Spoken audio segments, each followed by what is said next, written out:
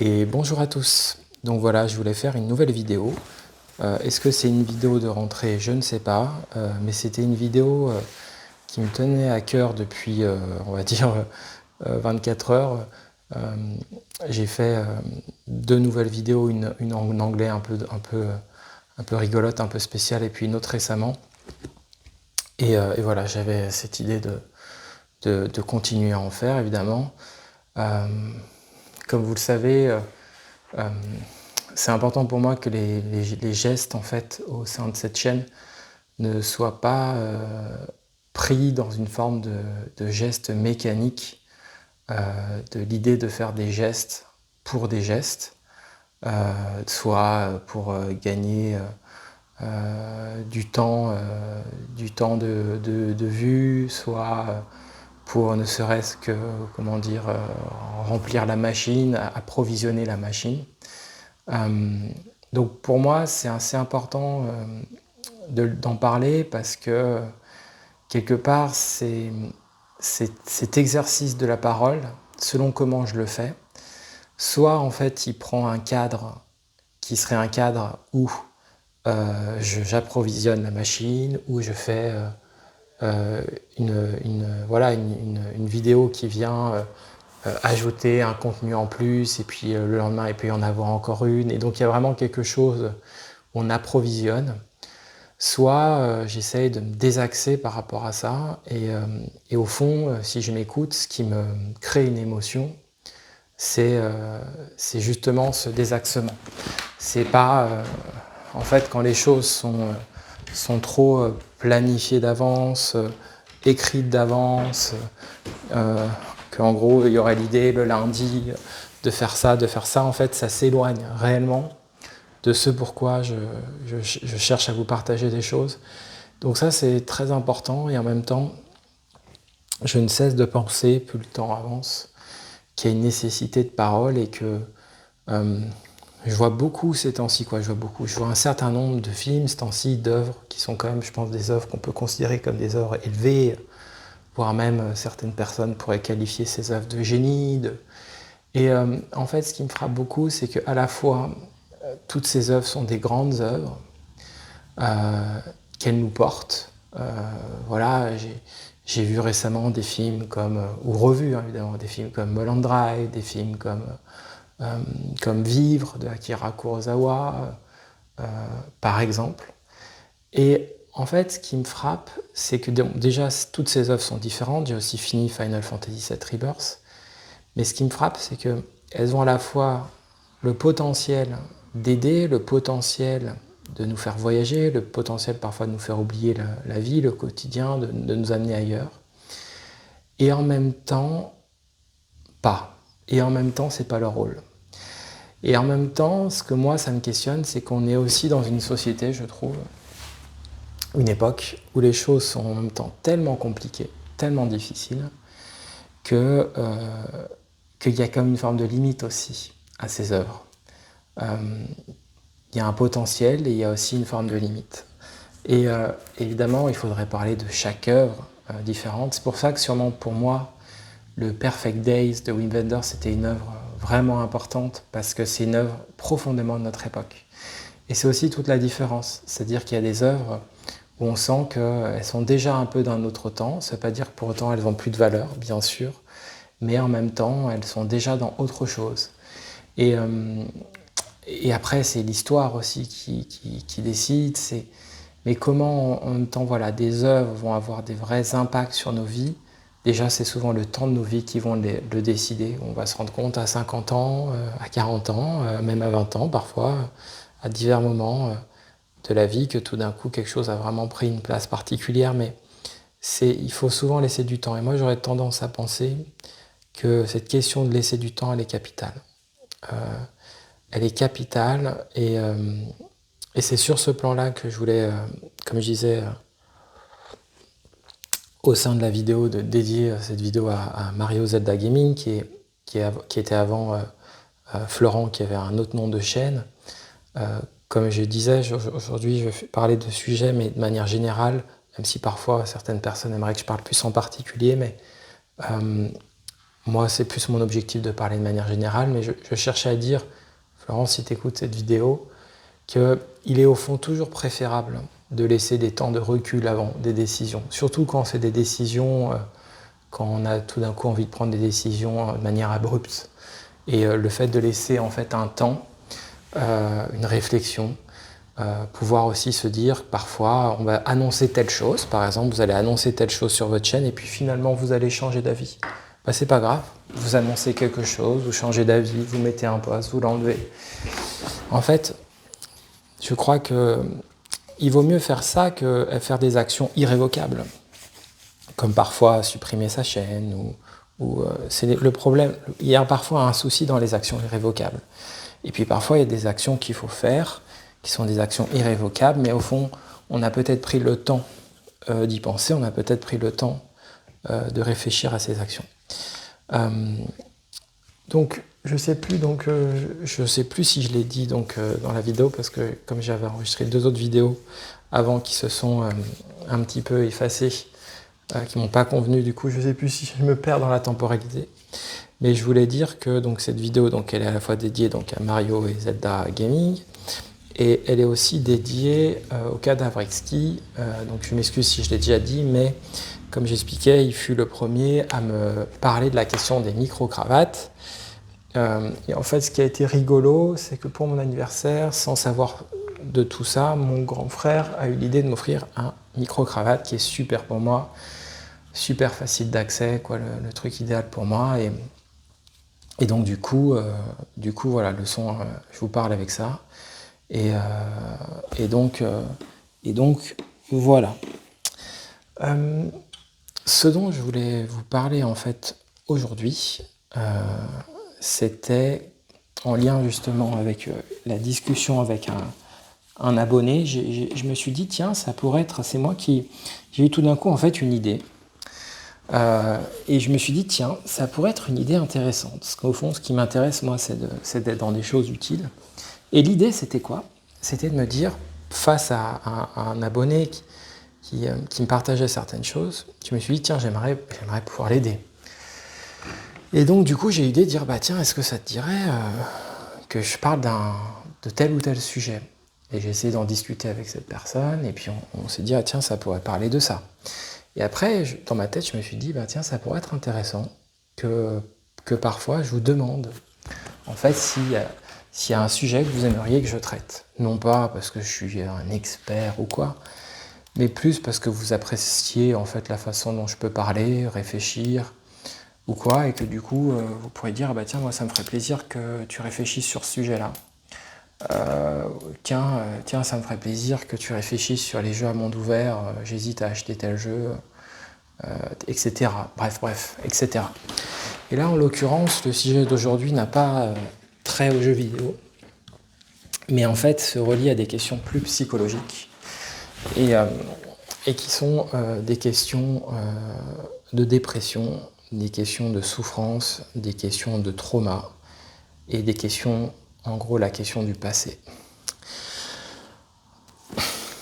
Et au fond, quelque part, on pourrait dire comment on guérit de tout ça, comment on peut s'aider, comment on peut faire en sorte que le stress nous dévore pas trop, comment on peut naviguer en fait dans tout ça, dans une époque qui a tendance, j'ai envie de dire, plutôt à limiter le potentiel des êtres que l'exploiter, le faire fleurir, voilà. Et donc au fond, les êtres sont parfois à la fois face à des perditions personnelles et en même temps pas forcément aidés par des environnements par moment. Et donc il s'agit à eux de trouver des environnements adéquats, de trouver des actions adéquates, de trouver des manières d'agir qui permettent de retrouver du sens, etc., etc.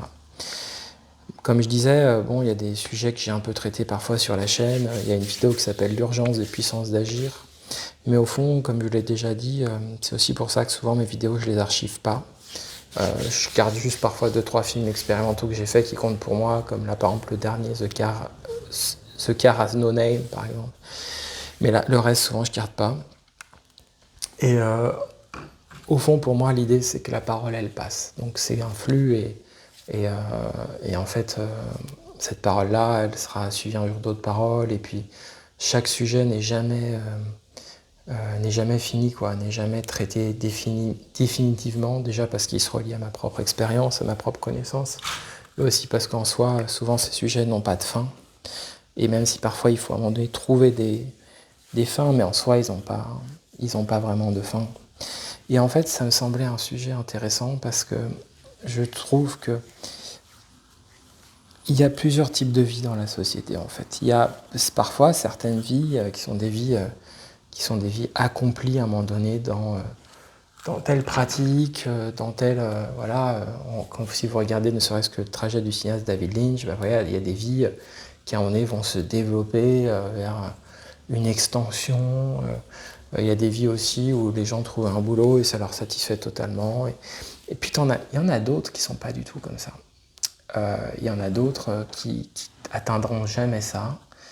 Et en même temps, c'est des vies qui ont des potentiels en eux, parfois très grands, et ces potentiels n'existent pas, peinent à exister en fait. Et donc du coup, il s'agit de faire avec, comment faire avec ce potentiel non exploité, comment faire avec le réel. Et en fait, moi, ça me frappe ces questions-là, parce que dans mon cas, par exemple, personnel,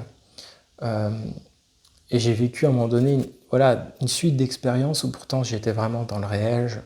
J'ai enchaîné dans l'assurance qualité 2 studios de jeux vidéo, donc j'étais tout sauf seul. Et pourtant, il y avait un profond manque. Il y avait quelque chose qui ne se passait pas, il y avait quelque chose qui manquait d'un point de vue créatif. Et pourtant j'étais dans tous ces transports du matin et toute cette vie de société, de studio, et pourtant ça semblait de bon augure, mais ça ne se passait pas. Et puis après, j'ai eu cette énorme expérience d'enseignement où là, c'était l'inverse, où tout débordait de vie, où tout était ramené à ça. Et là, bizarrement, autrement, il manquait un espace. Tout était saturé, en fait, par des transports, par des masses d'élèves. Et c'était une expérience forte, et bien sûr, je pense à eux, à tous ces élèves que j'ai eus, mais il y avait une saturation. Les élèves, parfois, s'en rendent compte ou pas, mais il y avait une saturation. Et donc, au fond, que ça soit dans l'une ou dans l'autre, tout a été affaire, comme dirait Deleuze, d'agencement. Quand il disait « le désir, c'est une affaire d'agencement ». Et moi, ce que je voulais dire par là, c'est que je crois que le terrain, en fait, dépressif commence à partir du moment donné où il y a un problème d'agencement. Alors attendez, je vais essayer d'aller récupérer ma montre. Je ne sais pas si le son marche encore. Hop, que je l'ai avec moi, ça sera plus pratique. Et donc voilà, je disais qu'il y a à un moment donné une problématique d'agencement, et qu'en fait ça repose sur ça. Et je crois qu'au fond, quand on est dans une situation donnée, que cette situation donnée, au fond, ne nous convient pas, elle ne nous va pas, elle nous stresse, elle nous angoisse, elle réveille des traumas. Il y a plusieurs choses. Il y a déjà, est-ce que cette situation, on a essayé de l'affronter? Mais si même en l'affrontant, ça reste, il continue d'y avoir des problèmes, que ça nous fait du mal, c'est là que je pense qu'à un moment donné, il s'agit, en prenant du recul, en faisant les choses pas trop vite, mais de réfléchir tout d'un coup à un autre agencement. Pourquoi je resterais dans une situation, un endroit, un travail qui me fait du mal, qui ne me fait pas du bien, qui n'est pas adéquat? Mais après, la question, c'est que quand du coup on se met à chercher, ce qui est mon cas actuellement d'ailleurs, la question de trouver des choses adéquates, elle devient parfois très compliquée. C'est pour ça que le film d'ailleurs de Perfect Day, il est si beau. Parce qu'en fait, c'est un homme dont on devine qu'il a quitté une certaine vie. En avis, il ne le regrette pas. Il a pris un autre chemin radicalement différent que plein de personnes ne comprennent pas. Et en fait, on comprend qu'il s'est créé un équilibre, ce qui est déjà bien. Mais après, par contre, ses blessures sont passées, il peut se réveiller, en fait, à tout moment. Et il doit faire avec ça, en fait. Voilà. Mais il a déjà au moins trouvé un agencement. Et je pense que cette question-là, elle est importante parce que, au fond, il s'agit parfois de s'extirper comme ça, de tous ces grands trajets, je sais pas, du jeune qui veut faire du basket et qui est un peu assommé par le trajet de tel jeune basketteur qui tout d'un coup a tout à fait réussi, qui a tout réussi. Et il s'agit vraiment parfois de se dire qu'il y a des apports divers dans la vie. Parfois, un commerçant en fait du coin, d'une petite boutique va parfois beaucoup aider. Les apports ne sont pas toujours uniquement du côté des très grandes réussites, c'est plus compliqué. C'est pour ça que j'ai commencé cette vidéo en parlant des œuvres d'art et de comment elles apportent. Et qu'au fond, c'est parfois plus compliqué. Elles apportent des choses, mais en même temps, je crois qu'il faut continuer de se nourrir d'autres choses. Et il ne s'agit pas du tout de diminuer leur œuvre, hein, mais il s'agit d'essayer de voir les choses d'un point de vue d'ensemble. Et je crois que cette question, en fait, d'amorcer aussi cette question par le petit, c'est important. Et c'est peut-être pour ça que d'ailleurs que l'œuvre de Wenders, elle me semble si belle. Parce qu'elle aborde quelque chose du petit. C'est aussi pour ça que d'ailleurs de ce point de vue-là, les œuvres aussi de Miyazaki sont très belles, parce qu'au fond, les personnages de Miyazaki sont souvent en difficulté aussi. C'est pas, le garçon et le héron, c'est loin d'être simple, le trajet. Il y a quelque chose comme ça, la vie humaine.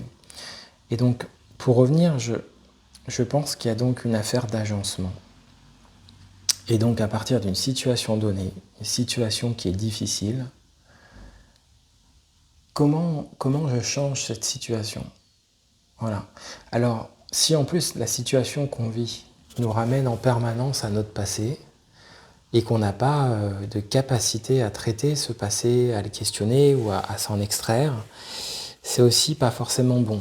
Parce qu'à un moment donné, je pense que les choix qu'on fait doivent aussi nous donner des puissances supplémentaires, des confiances supplémentaires. Si toute l'expérience en elle-même est subie, c'est qu'il y a quelque chose qui ne correspond pas en fait, qui n'est pas adéquat encore une fois. Donc, au fond, pour aller un peu plus loin, parce que je parlais justement au fond avec un abonné un peu de cette question-là, parce que moi personnellement, par exemple, je suis dans un trajet où j'ai passé à un moment donné des moments un peu difficiles et j'en sors. Donc, quelque part, les questions parfois de dépression, tout ça, je peux les comprendre, elles me parlent. Et moi, ce que j'ai pu comprendre de ça, ressentir de ça, c'est que, à mon sens, l'un des conseils que je peux donner, vous donner, ou s'il y a des personnes concernées, c'est que quand en fait on veut essayer de sortir de la dépression, alors, comme disait quelqu'un que je connais, souvent une personne qui est déprimée, on va lui dire faut faire ça, et ça sert à rien. Je suis d'accord. Mais après, il y a des manières de dire. Et je pense que parfois, il y a des manières de dire qui sont aidantes et des manières de dire qui ne sont pas aidantes. Et moi, j'aurais tendance à penser que les manières de dire qui sont des manières ouvertes sont souvent aidantes. Parce qu'en fait, elles n'obligent pas, elles amènent plus à questionner. Comme un élève qui est en difficulté, on va essayer de le questionner sur une difficulté pour que lui-même prenne conscience. Mais c'est pas du tout pareil que de lui dire allez, il faut faire ça, quoi. Là, il faut faire ça, t'as pas le choix.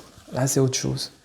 Et au fond, ce que je cherchais à dire, c'est que je crois que pour affronter cette question de la dépression, il s'agit parfois de prendre conscience en décollant quelque chose, qu'il y a quelque chose qui est enfermé.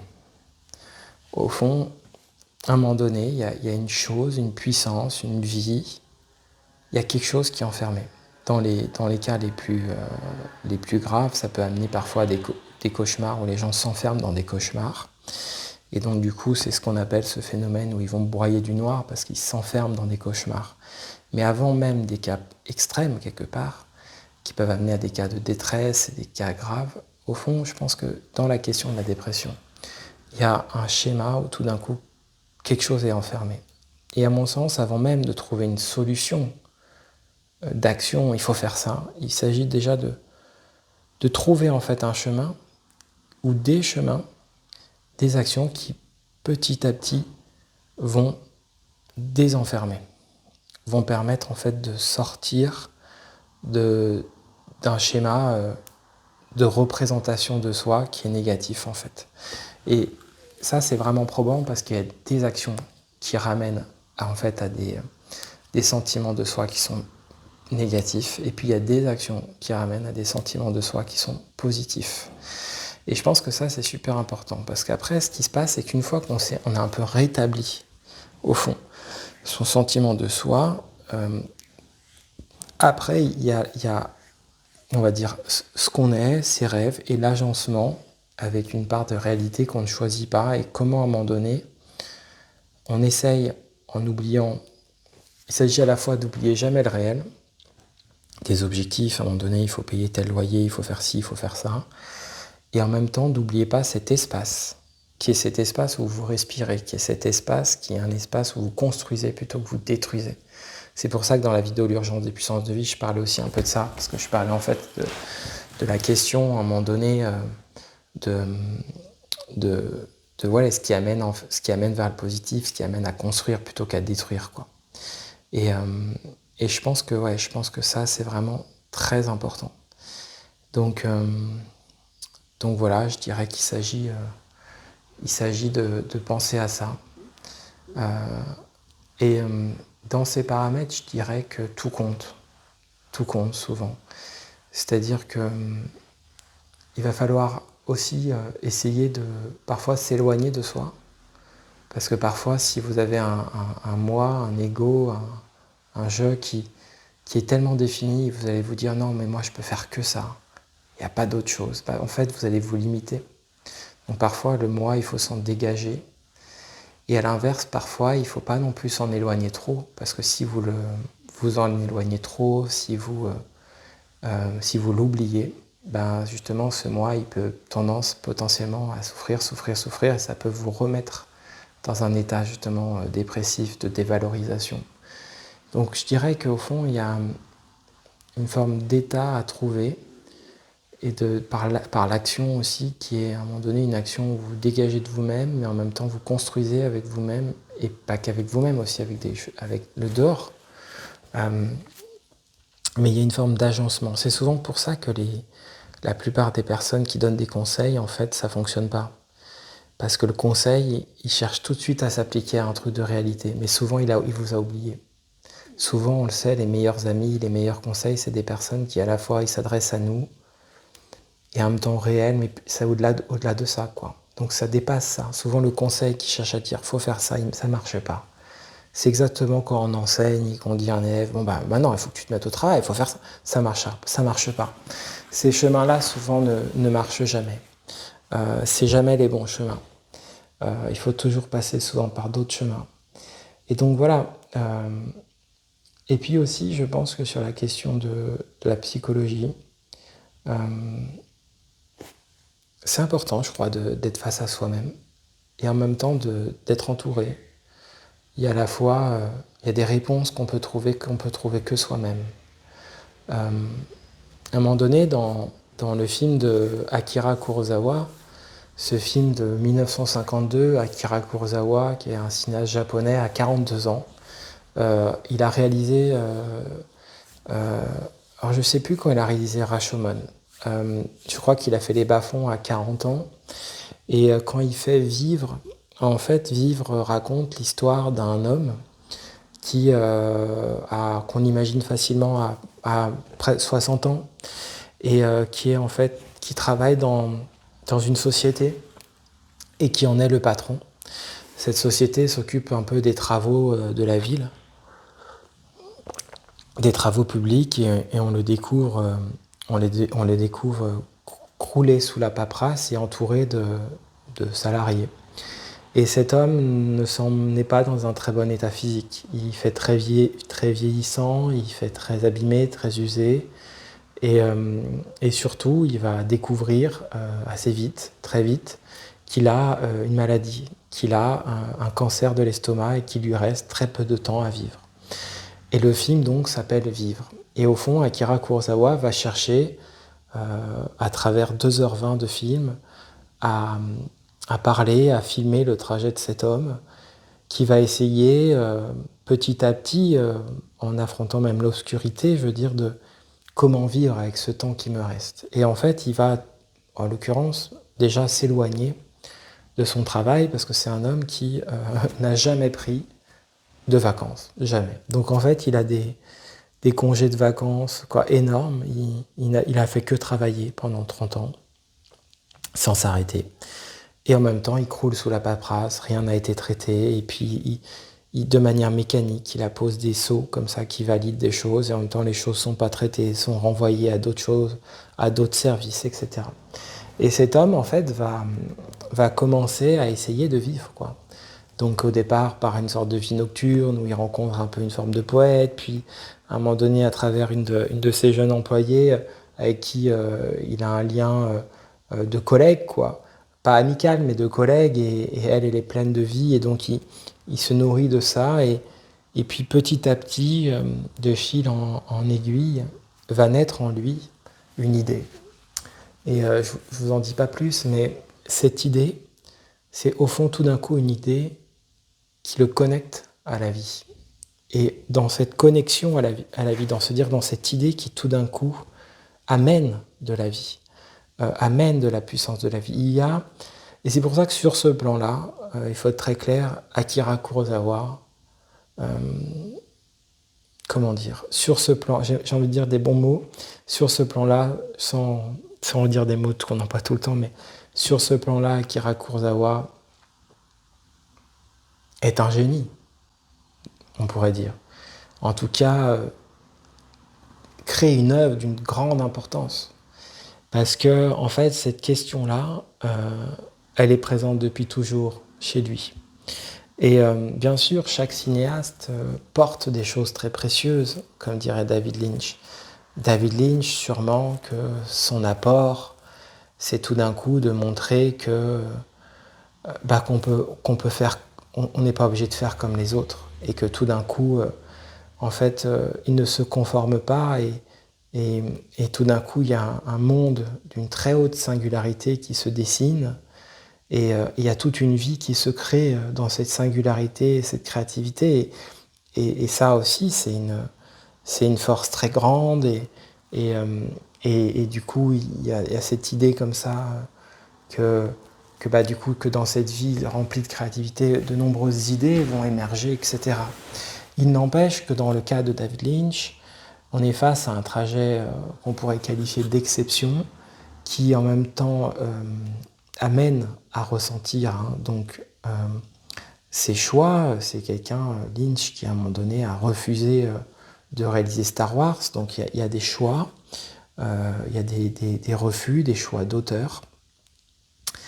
Et en même temps, comme tout trajet d'exception, c'est aussi possible qu'à un moment donné, c'est compliqué de se construire par rapport à un trajet d'exception, en fait. C'est comme Stanley Kubrick, c'est-à-dire que on peut se renseigner sur le trajet de Stanley Kubrick, mais voilà, on va savoir qu'il a été photographe, etc. Puis on va voir ses œuvres qui sont très impressionnantes, mais à un moment donné, c'est possible que certaines personnes ressentent une difficulté de se connecter. Parce qu'à un moment donné, ça va trop loin, c'est trop haut, c'est trop singulier, ou c'est trop exceptionnel, ou c'est trop...